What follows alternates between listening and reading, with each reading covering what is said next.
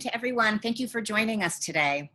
I hope this is finding you well and safe at home and with your loved ones, and as we all sort of struggle together through these unprecedented and challenging times. We're really grateful you took time out of your day to be with us. So today we're going to be talking about online hate, and this is our third episode in our series, Fighting Hate from Home. And we'll be talking about safe and inclusive online gaming for your family in the days of social distancing. At this time, it is my pleasure to introduce our moderator for today's call, Dave Sifry, ADL's Vice President for the Center of Technology and Society. As Vice President of CTS, Dave leads a team of innovative technologists, researchers, and policy experts developing proactive solutions and producing cutting-edge research to protect vulnerable populations.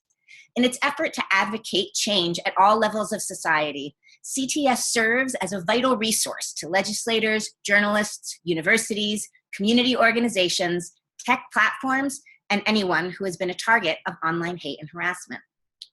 Dave joined ADL in 2019 after a storied career as a technology entrepreneur and executive. He founded 6 companies, including Linux Care and Technorati, and served in executive roles at companies including Lyft and Reddit, just little ones, you've probably heard of them.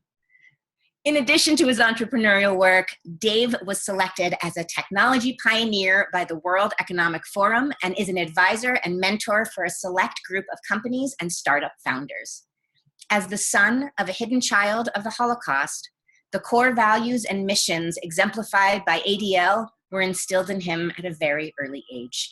We are so grateful to have Dave as a member of the ADL team, and it is my pleasure to turn the conversation to him. Thanks, Deb. Hello, and welcome to everyone who's joining us. Video games are no longer a subculture. They're mainstream culture. 65% of American adults play games. The games industry is now a $150 billion industry. It's bigger than film and music industries combined. As more Americans are social distancing, online interactions are increasing significantly. That also includes online multiplayer games. According to Verizon, video game data usage has increased by 75% on its networks in recent weeks. Minneapolis-based US Internet said last week that weekday traffic on the company's network is now in line with what's typical for big events like the Super Bowl, the Olympics, or a Vikings game. There are many positive aspects of digital social spaces inside online games, including opportunities to connect, build friendships and communities, and learn.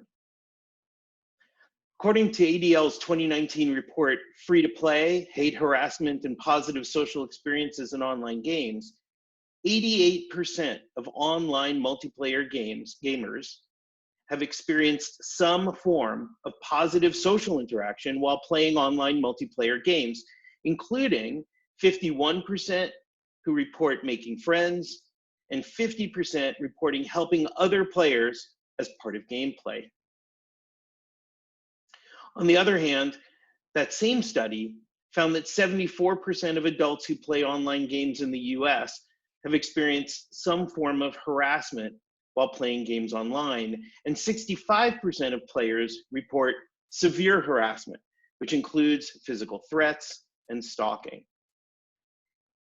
53% of online game players who experienced harassment believe they were targeted because of identity characteristics. This includes 38% of female game players reporting gender-targeted harassment, 35% of LGBTQ+ players reporting harassment due to their gender identity or sexual orientation. Approximately a quarter to a third of players who are African American, Hispanic, Latinx, and Asian Americans experienced harassment because of their race or ethnicity. And 19% of Jews and Muslims reported religious harassment. With this in mind, I'm excited to be joined by an incredible panel of leaders in the gaming world to share how we can maintain safe and inclusive online gaming in these days of social distancing. Jamie Sherman is the user experience lead for gaming at Intel Corporation, where her work is used to shape strategy and product development. As part of her work on video game players, she leads efforts to understand the role, impact, and dynamics of toxicity and harassment in gaming and online more broadly. Kim Vall was a principal technical designer at Riot Games, developers of League of Legends, where she created and led the player dynamics team. For those of you unfamiliar with League of Legends, it's a massively multiplayer game that has over 100 million monthly active players and recently had over 8 million people playing concurrently. Today, she co-runs her own game studio in Seattle, Washington, focusing on cooperative games. She also helped co-found the Fair Play Alliance in 2017, a coalition of now over 160 game companies working to ensure that games are free of harassment, discrimination, and abuse, and where players can express themselves through play. And Susanna Pollock is the president of Games for Change, the leading global advocate for the power of games and immersive media as drivers of social impact. In her role there, she produces the annual Games for Change Festival, the largest industry-facing gaming event in New York, dubbed by the national media as the Sundance of video games. So welcome, panelists. I see we have over 400 people who are joining us today. Deb, I just wanted to point, at least on my screen, I'm not seeing the panelists. I'm just seeing your a blank screen here, if we can fix that. Let me start out with a first question, and this is for Jamie and for Kim. Tell us, like, how and where does social communication happen in online games? Jamie?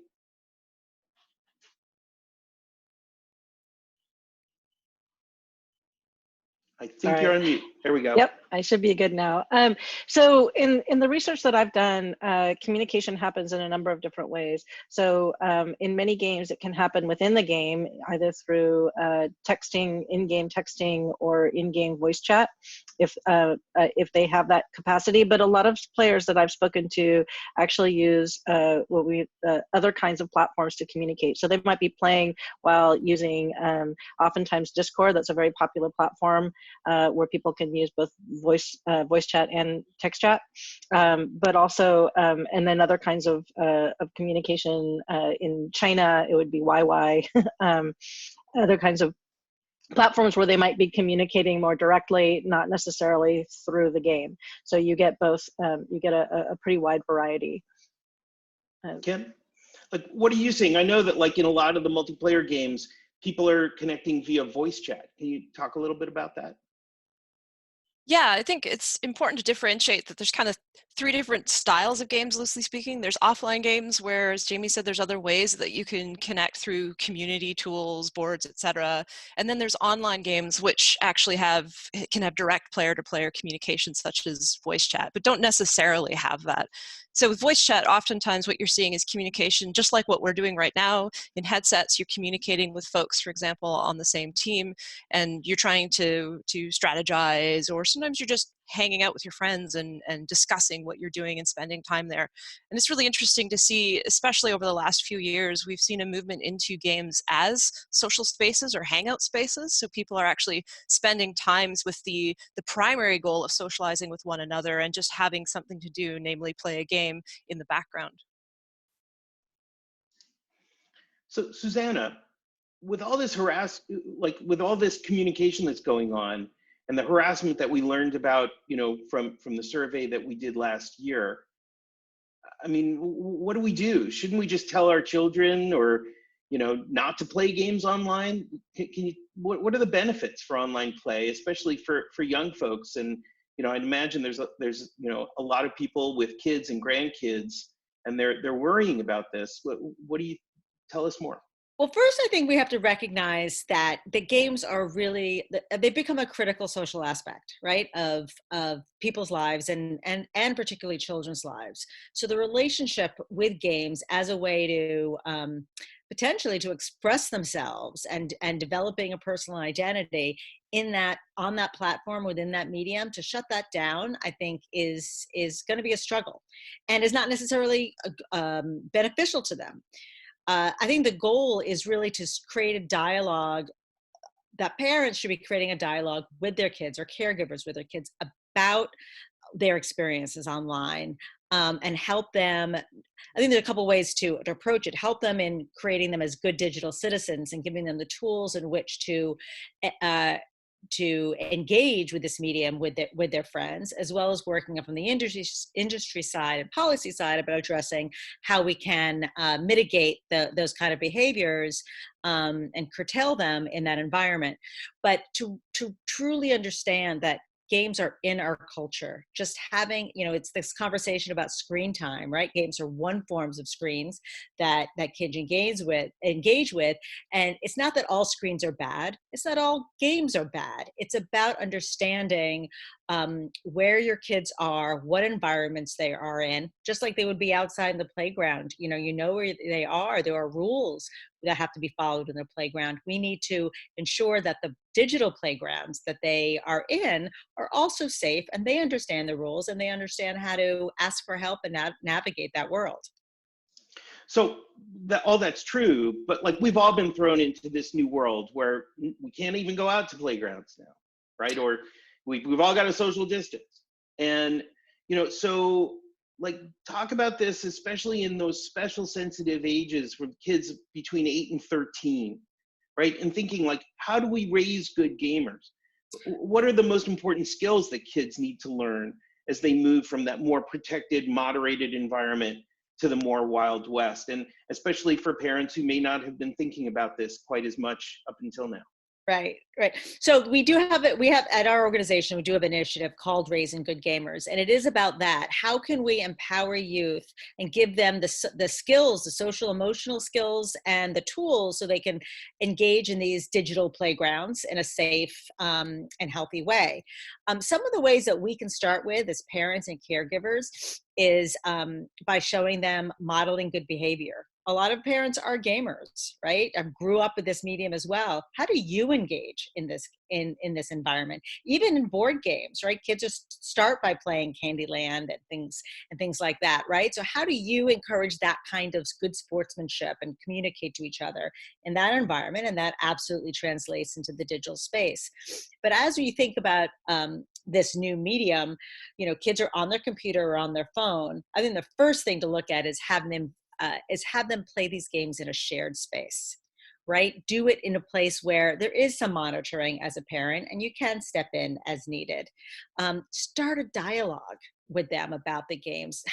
Let them know that games are not necessarily the enemy in this potential pastime that they just don't get. If it's something that they know that you understand and that it's important to them, that can help encourage kids to communicate with you if things go awry, right? And to understand that it's okay to have balance, right? And to understand when it's time to walk away when things get really hard. So it's like it's media consumption at the end of the day, right? I mean, as parents have had to deal with for generations, how to get kids peeled away from the television screen, right? Now that's not as interactive medium, and you don't have as many of the these issues, right, of online harassment, but it is still a relationship with a form of media that parents can engage with and have control in. Sure, I mean, that's all true, but like, I'm not hearing on broadcast TV someone coming directly into a headphone, right, and trying to and talking about extremism or the supremacy of the white race, right? And like, kids are going to get rattled by this, and they're going to make some mistakes as they do. Do you have any recommendations about talking to your kids before any of these things happen, and what happens when they might make a mistake in a social space like that? Right. So, I mean, I'll let others jump in too, but I think it's about having that trust and open communication with your child, where they know it's safe to come to talk to you because it's not okay to have that behavior happen online, and that they have absolutely a right to talk to you about it, so you can help them shut that behavior down. that sometimes it's about playing online with a friend, so you're not alone in those situations, right? So you can have support and how to engage in that area if those things were to happen.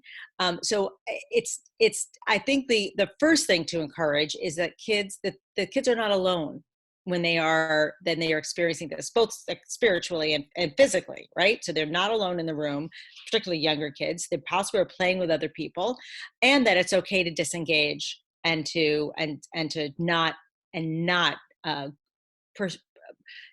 try to mitigate that kind of situation on your own, that you can remove yourself.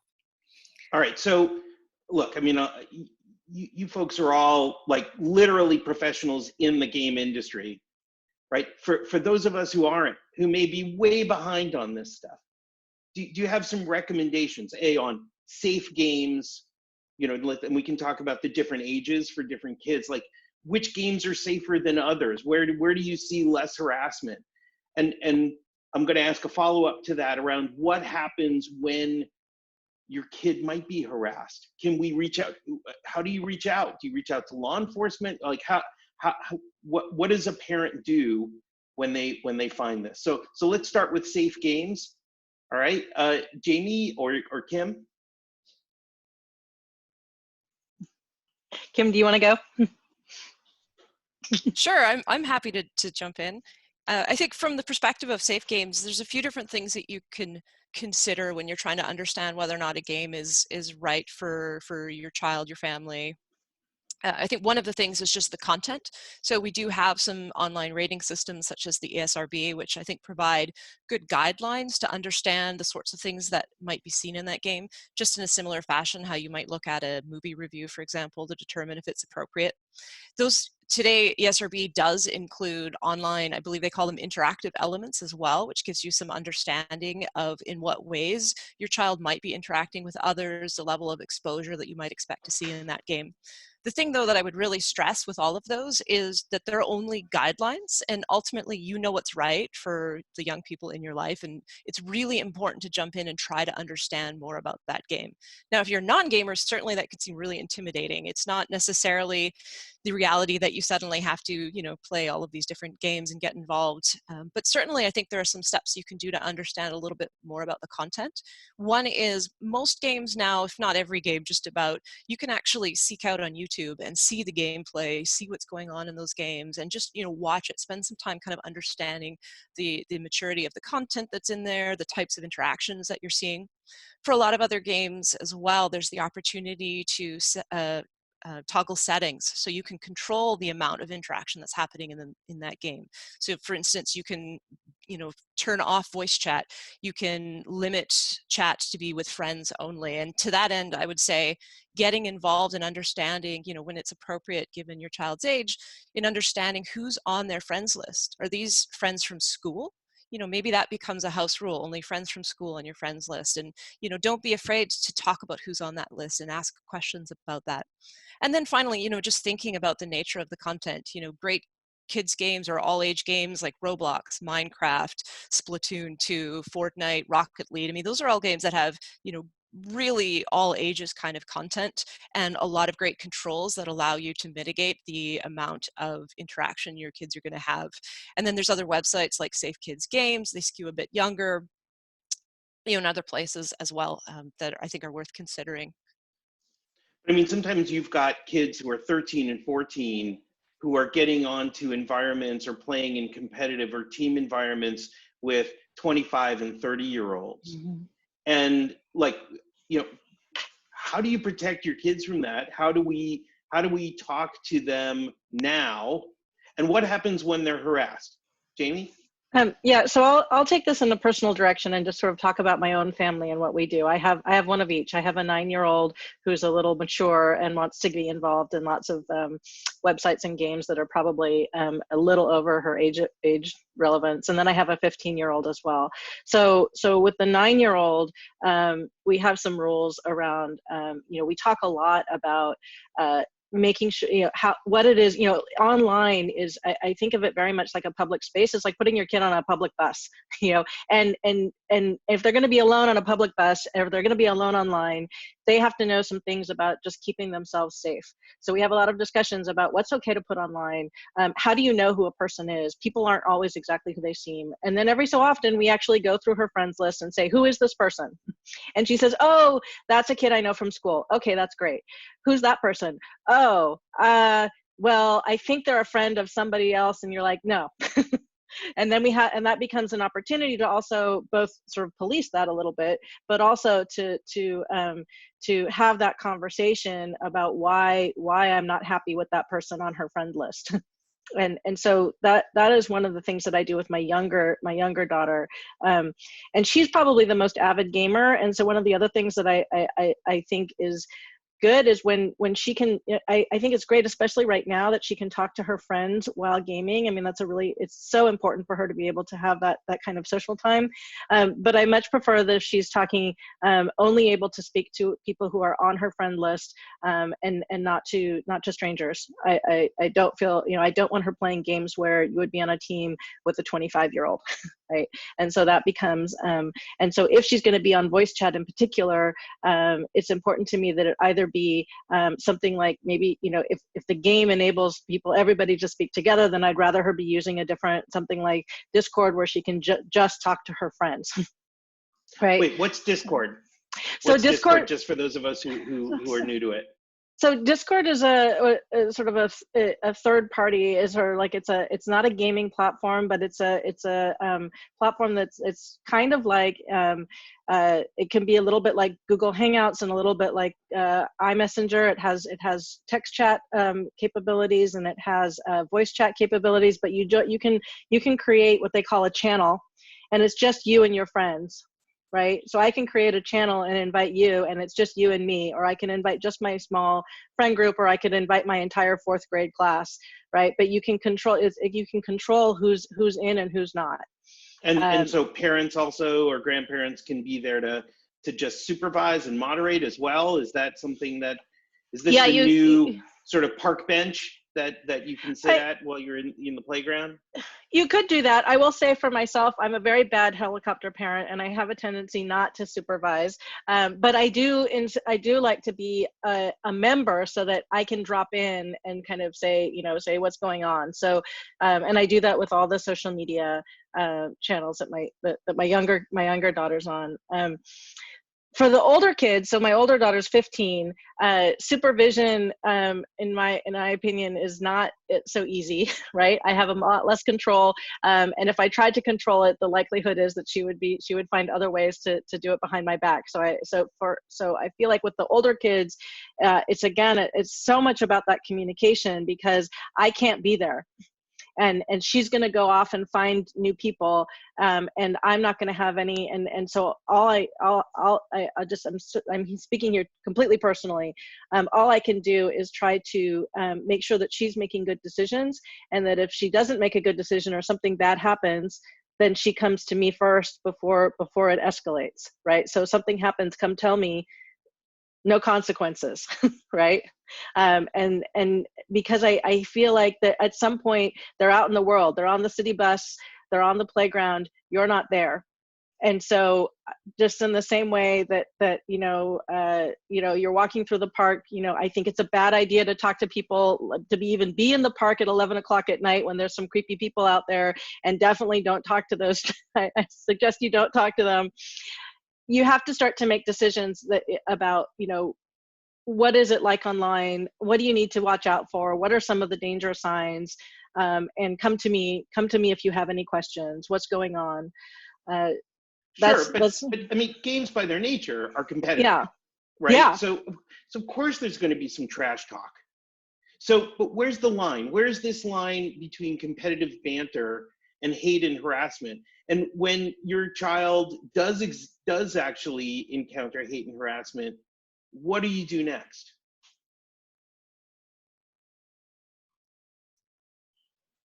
Can I jump in on this one? Yeah. Of course. So I think, that's such an incredible question, because there is this difficult ambiguity that exists in some folks' mind between like, well, it's just part of the game. It's how we banter, or, there's a little bit of back and forth here and you expect it from the game. And, as a society, we tend to accept a certain amount of that in other contexts, like more traditional sports and whatnots. And so it creates, I think, a very ambiguous learning experience for kids growing up in this. And I think a big part of it is starting to separate out, like, what do we mean by hate and harassment? In what ways does that manifest in a game, and what does that look like? And being able to tease apart what is a little bit of light teasing of one another, and something that is directly damaging to another individual, that is targeting them because of who they are, that is clearly out of the context of the game. And I think that's some of the lessons that we both need to do a better job of teaching and equipping the next generation of digital citizens, but also I think as game developers, we need to continue to invest in better tools to detect and support and processes to manage when these types of things do occur. Because games are a place where people from all over the world can arrive, and that brings with it the full spectrum of humanity, some of which is as we all know, not very productive, and in some cases destructive. And we need to be able to invest wholeheartedly in creating safer spaces online. And Sure, I think that's a but big Kim, part of it. I'm just gonna hold your feet a little bit more to the fire Please. on this. Like, so yeah, those things may be true, but there are kids who are going to be harassed. Mm-hmm. What recommendations can we give to their parents and grandparents? Who do they turn to, right? I mean, obviously they can come to ADL and file an incident with us on adl.org, but like, what's the industry doing? What, should I be calling 911? Like help Right. help us here. Yeah. No, that's a great follow-on. So I think there's kind of two buckets. One bucket is the long-term investment, some of which we've already talked about, investing and being interested in what your kids are playing, understanding who they're playing with, teaching them how to be good citizens themselves, and creating a safe space where they can raise things that are concerning or confusing to them, I think is one investment on sort of the caregiver side. In the same long-term bucket, what we're doing as an industry increasingly is we're trying to better understand the ways in which our games open up those avenues in the first place, or foster unhealthy behavior patterns, and trying to, from the ground up, revisit how we even make games, how we think about the spaces that we're creating and those behaviors that they foster. In the shorter term, I think, depending upon the age group, again, just to reiterate some of the themes that we've seen today, being present, if you can and are willing to play games with your kids, but have games for younger kids, in an open space where you actually can keep an eye on them as you would if they were in the playground. For older kids, I think that's where you start to see the maturity of the investment in that relationship is, then have regular conversations about who they're hanging out with, what they're doing, and make it a part of your life.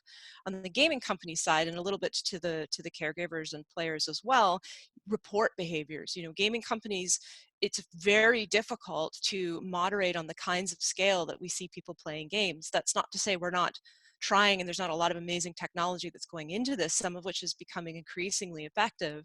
But the thing that we need the most is to have these things bubble up, to understand where misbehavior is happening, and continue to create tools to both empower the people that are encountering this and to shut down those avenues. So getting that into through the report systems that you see in gaming companies, continuing to hold gaming companies accountable for doing more in this space, I think is the most important short-term thing.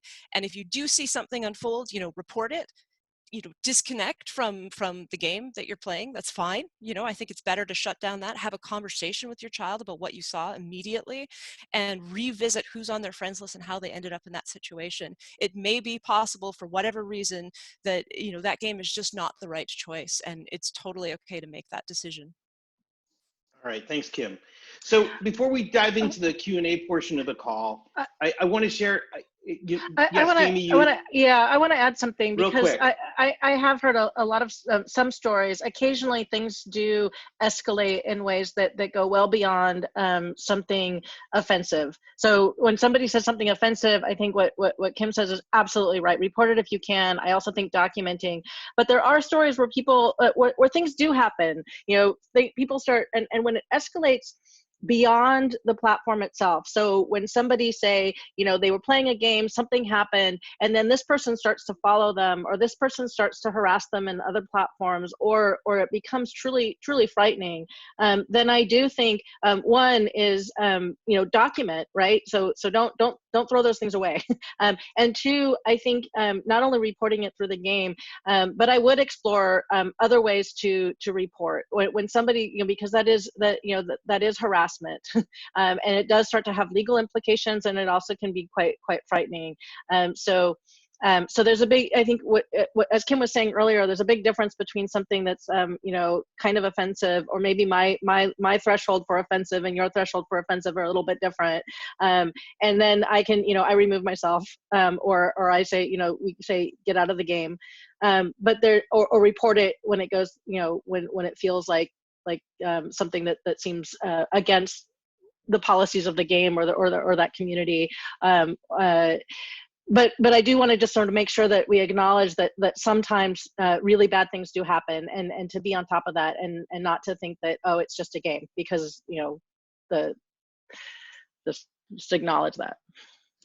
All right, Jamie. So where do people turn? Do they go to law enforcement? Do they go to the FBI? What's the next step? If you're doxxed, right? Like, or your kid's picture now is being shown, or there's something that's going on here that's much more than just harassment of the trash talk kind. So I would start with the reporting on the platforms where it's happening, but I would also explore law enforcement and see if I can follow. I would try to follow a trail. I would call my local law enforcement and ask them how they handle it, and then I would pursue it. Somebody was asking what doxing means. That means somebody putting your personal information online. So if somebody published my address and real name online, then that would be doxing, and that happens when people decide to really again escalate beyond just the simple name calling. I just want to add one thing, because there is a hotline that is in the process of being launched right now about harassment in games, and it was founded by Anita Sarkison, who was unfortunately caught up in and was a victim of the whole Gamergate scandal that happened about 10 years or 7-8 years ago. So we can post that number after the call, or maybe we can make it available somewhere on the ADL website.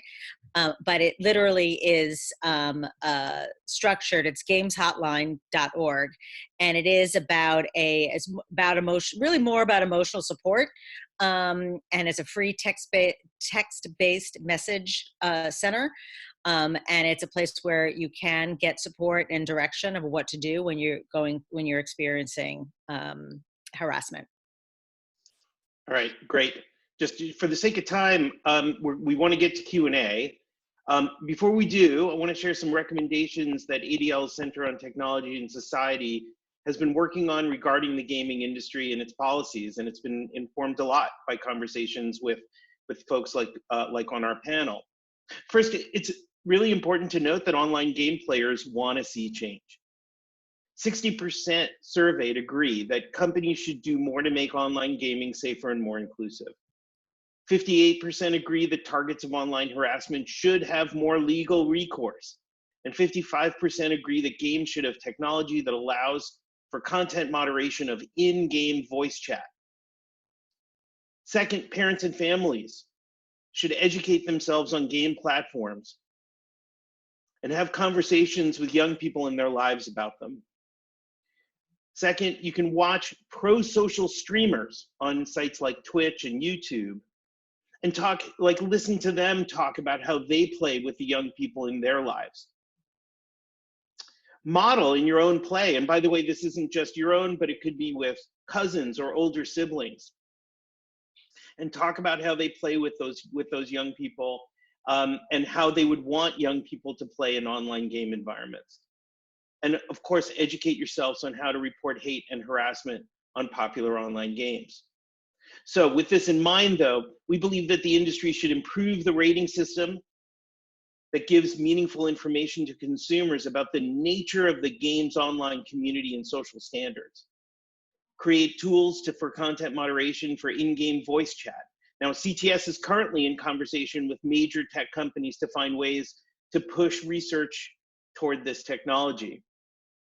To strengthen technology and enforcement of terms of service, including harassment, and establish industry-wide efforts to address white supremacy and extremist ideologies. And publishers should work with experts on extremist ideologies to understand content like common extremist terms and usernames, for example. And lastly, to increase transparency on harassment and hate on platforms. Okay, with that, I think we want to go to the Q&A portion of our conversation. Absolutely. I want to thank you, Dave, and thank our panelists, Jamie, Susanna, Kimberly.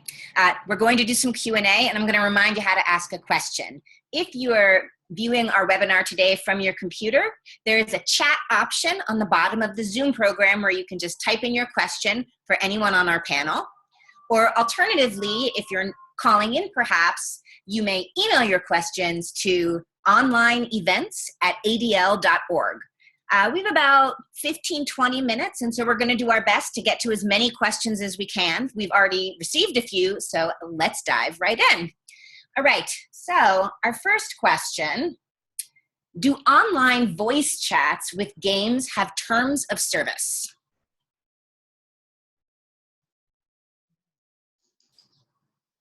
Let's see. Kim, you were involved directly with this, or Jamie, I see that you were just joining in. Go for it, Jamie. Oh, I was going to say, yes, they do. They all do. All online platforms have terms of service. The question is whether or not they're enforced, and in my experience, they're a little bit uneven in terms of how well those are moderated and enforced.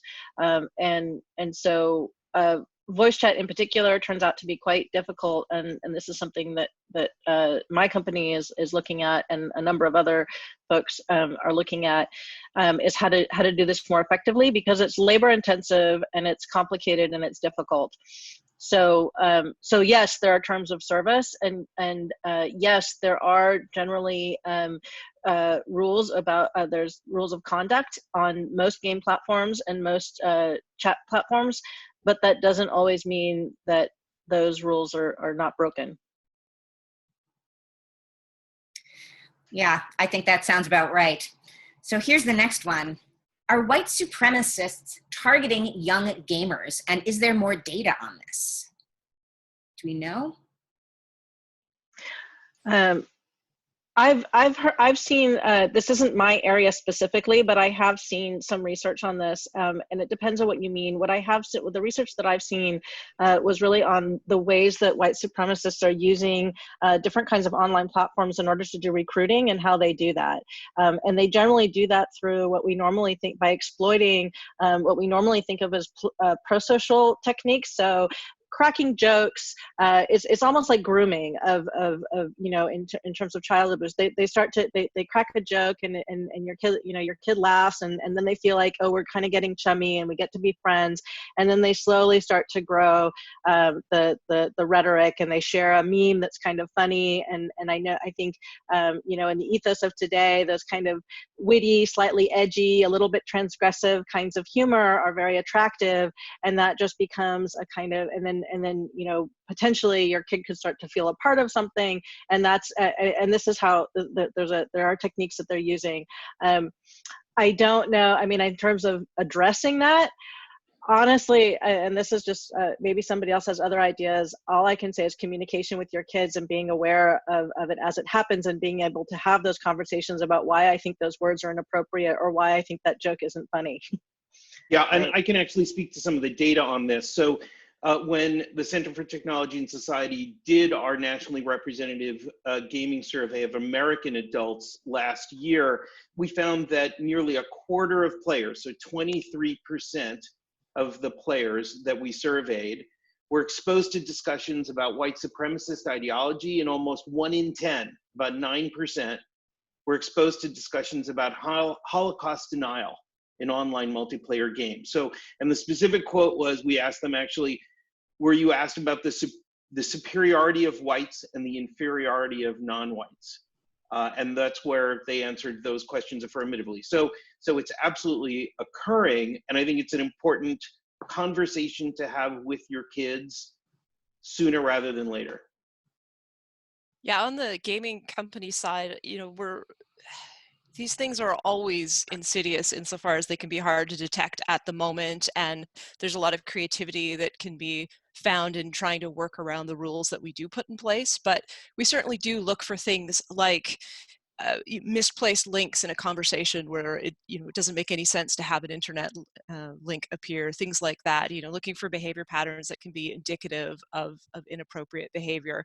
And I think that, just to reiterate again what we were talking about earlier, I mean, really being watchful of who's on your children's friends list, I think is critical. Like, really understand in every single game, what are those avenues for communication?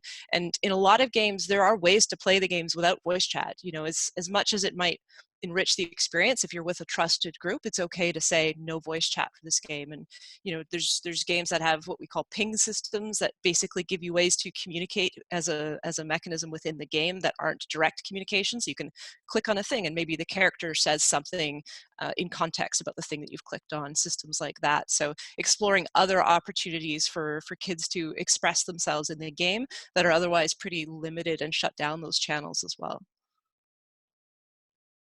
Thank you. That was a very complete answer. I appreciate that. So we have another one. Can you share free multiplayer games that teachers can play with their students, like Scribble, that are social and engaging? Any ideas? So this is Susanna. So there are a lot of games that are being used in the classroom now, and games are certainly in this time of distance learning more and more useful for educators. Other than Minecraft, and I know there's a lot of education material that has been developed by educators that live within Minecraft, and I believe it's all free right now. I don't know if this audience is familiar, but there's Minecraft is an open play kind of sandbox game that anyone can play and build and create your worlds and servers and compete. But there's also an educational version of it called Minecraft EDU that traditionally has been licensed into schools. And it's on that educational platform that teachers have been building curriculum. And I just saw that Minecraft is making a lot of this material available for free. So I would look to that resource.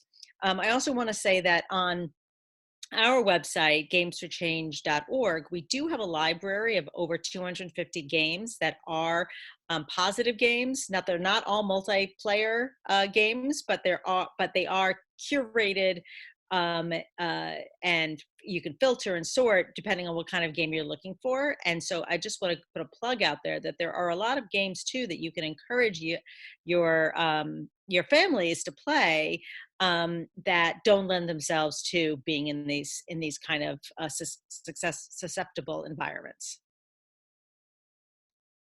That's interesting. So the next question is a two-parter. And the first is there specific legislation out there that would help improve the gaming environment? And the second part is, are there specific gaming communities, whether they be general or game specific, that try to actualize and enforce these norms and values?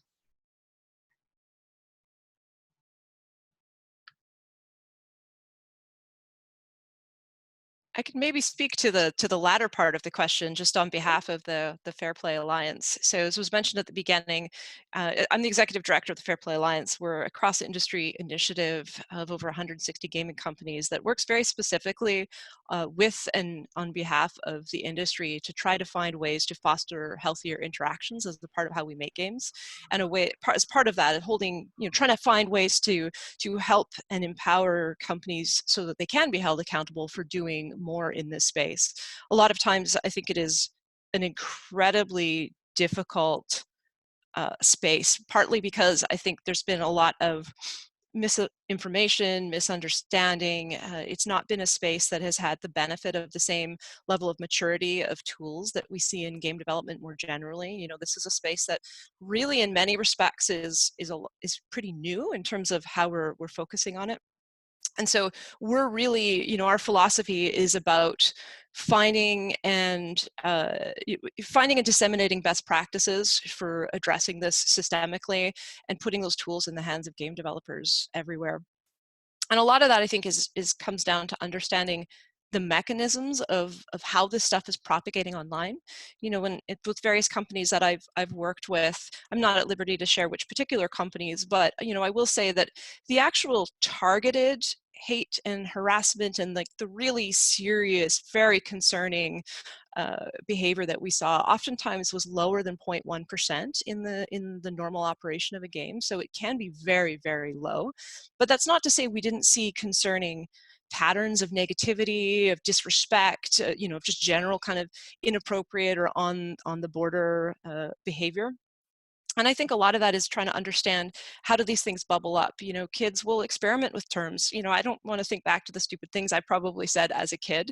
And so, you know, being able to stay on top of that and understand that when kids see terms, you know, they'll latch onto them, they'll throw them around. And sometimes there's not actually any intent behind that, but there sure as heck is a great teachable moment. And, you know, how do we differentiate those folks that are coming in with the intent to harm and to you know, damage individuals from people that are, you know, kids that are experimenting and trying things out and really have an opportunity to learn and grow. And that's some of the things that we're looking into on behalf of the industry as well. Thank you. So here's another. When a player report is sent, what happens to that report? Do these companies follow up and close that feedback loop? What happens? I can add a little to this one too, if no one's sick of my voice yet. So it really depends on the company. It depends on the scale of the company, both in terms of their operations and their ability to respond to those reports, as well as the scale of the players. You know, so looking at, for example, when I was at Riot Games working on League of Legends, you know, we had upwards of 100 million players monthly. That's an awful lot of potential tickets, as if even, you know, 0.1% report something.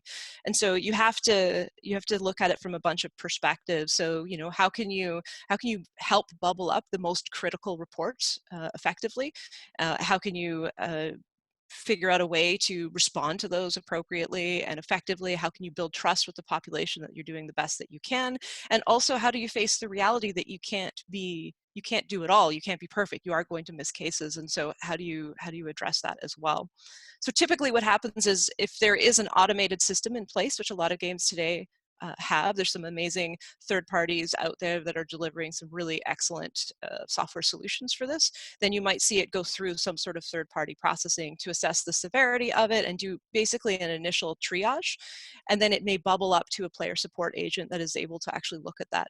In some cases, it goes directly to a player support agent, and in other cases, it actually may sit in a queue for a while because of bandwidth restrictions. And so this is why it's so important that we're investing in the technologies to both reduce upstream, so we're seeing less of this come through, but also downstream to create better technologies so that we can actually deal with the scale that we're seeing. And not just because, it's not because the problem is necessarily running amok. Certainly we need to take it seriously and there's a lot to do, but it's because when magnified at those scales, it's creating problems that you know, can crush a small company. And so how do we better address that? Thank you. So we're having requests to circle back to the legislation question. Dave, is that something you maybe can add something to, or is that maybe best answered in another email? That's a terrific question. So I'll speak very briefly about it. So ADL for about the last year and a half has been pushing a set of policy recommendations and model legislation that we all encompass under something called Backspace Hate. And the idea here is actually to create, you know, we've created the model language for a number of common sense updates so that a lot of the behaviors that we're talking about today. So we mentioned doxing, right? Doxing is this idea of when someone posts your information, your personal information, or say your kid's school, or, you know, your name, all that, malicious with malicious intent on the internet. That, right now that is in something of a legal gray area, right? When someone is swatted, right? So this has happened in the gaming community in particular, but in other communities as well, where someone who is, trying to harass someone actually calls the cops in your jurisdiction and says that, you are hurting someone or you're holding someone hostage, and they send a SWAT team out to your house. Cyber harassment, cyber stalking, and of course, this idea of revenge or non-consensual pornography. Like, these are very, very common sense laws, and we've been pushing them in a number of states.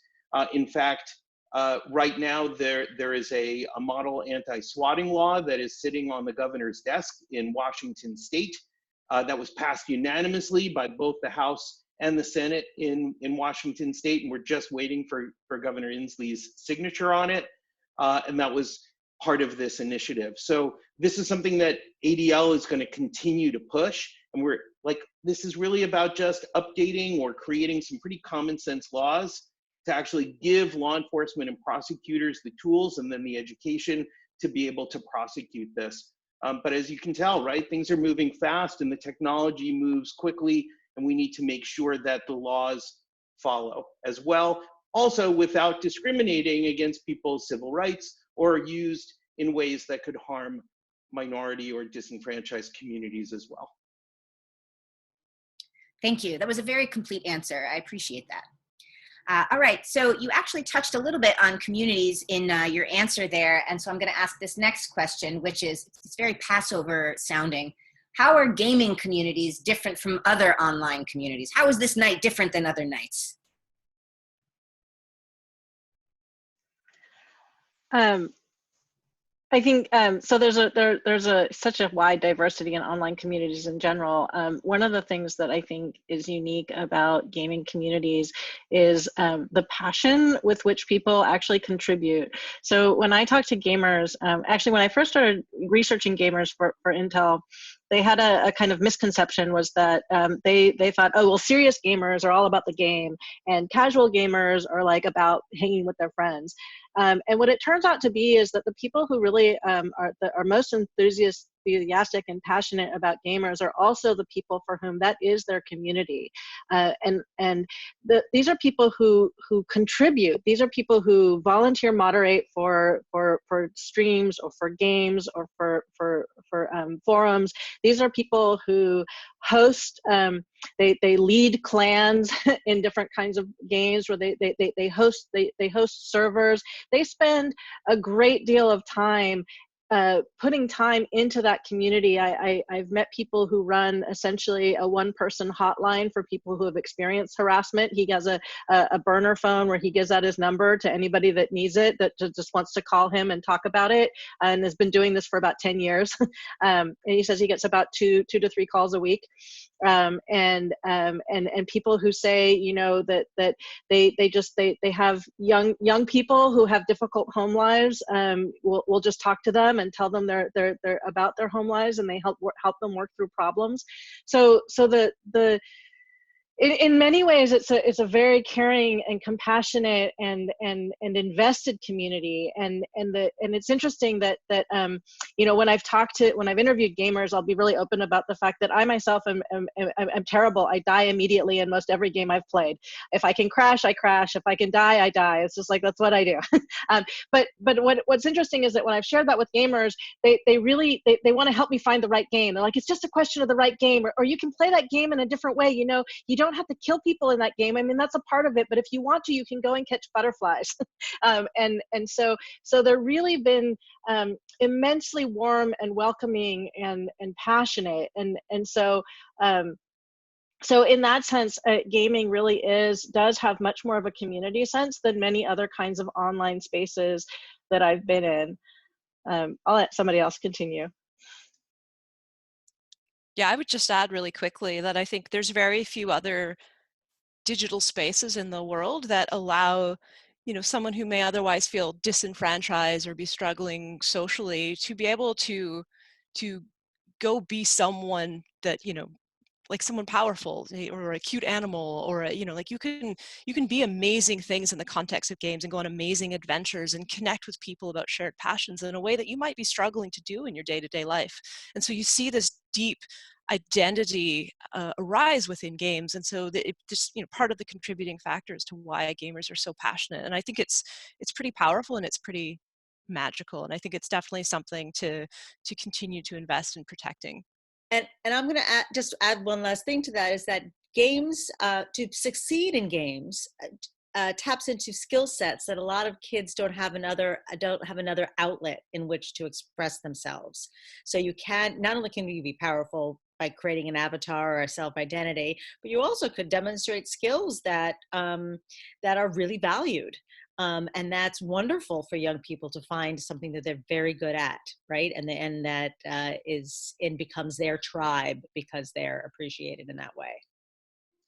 And I just would add, just as you have the eldest speak, and the different children in the Seder, right? That this idea of having our siblings participate in this and talk about how siblings and cousins, that they can also help model and show their younger siblings and cousins who might still be learning and how to engage and how to engage positively, and how to also respond when a mistake happens, that mistakes are going to happen, and that they're not something to be shamed about, but that there's something that we can talk about and we can get through together.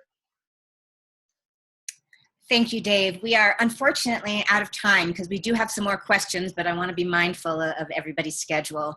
So with that, I'm going to thank everyone for joining us today. Thank you, Jim. Thank you, Jamie. Thank you, Kim. Thank you, Susanna. And Dave, thank you especially to you and to Daniel Kelly on your team, and to Sasha Block, who opened this call, who worked so hard to make these things run well and put all these great pieces together. We will be continuing to provide weekly Fighting Hate from Home webinars. Next week, we will be on Tuesday instead of Thursday in advance of the Passover holiday. And we'll be at 2:30 again. And we're going to be talking a little bit about Zoom bombing. So it's super relevant. I hope you're able to join us. And until then, stay safe and please continue to be well.